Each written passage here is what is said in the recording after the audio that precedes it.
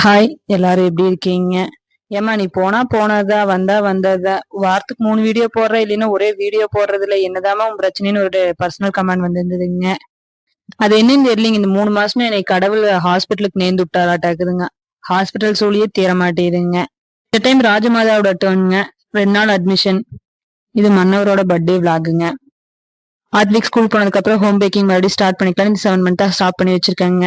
முடியல அவனை வச்சுட்டு செய்யறதுக்கு. ஏதோ ஒரு டேமேஜ் பண்ணிடுறான், இல்ல அப்படின்னா ஓடிஜி ஆஃப் பண்ணி விட்டுறான். இப்படி ஏதாவது ஒன்று பண்ணிட்டே இருக்கானுங்களா, அதனாலயே வேண்டான்னு விட்டுட்டோம். சரி நம்ம வீட்டு அளவுக்கு பண்ணலான்னு தான் இன்னைக்கு எடுத்து வச்சேங்க.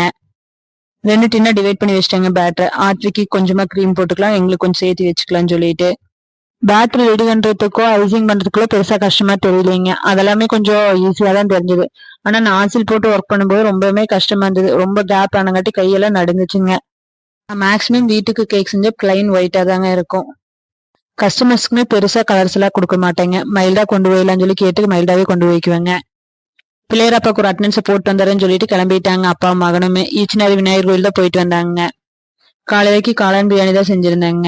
எப்பவுமே பிரியாணி ஐட்டம் எல்லாமே குக்கர்ல செஞ்சிருவாங்க. பெருசா எந்த டிஃபரன்ஸும் பண்ணிக்க மாட்டேன். நான் எல்லா பிரியாணியும் ஒரே ஸ்டைல தான் பண்ணுவாங்க. புதுசு புதுசாலாம் ட்ரை பண்ண மாட்டேன். அது மார்னிங் டைம்னா சுத்தமாவே ட்ரையல் பார்க்க மாட்டேங்க. அதாவது புதுசா ட்ரை பண்ண அப்படின்னா நைட் டின்னரா தான் ட்ரையல் பார்ப்பேங்க. உங்க ஹஸ்பண்ட்லாம் உங்களை கண்டுக்கவே மாட்டாங்களா? நீங்க வாட்டுக்கு ஏதோ ஒரு வீடியோ எடுக்கிறீங்க போடுறீங்க அப்படின்னு சொல்லி ஒரு கேள்வி கேட்டிருந்தாங்க.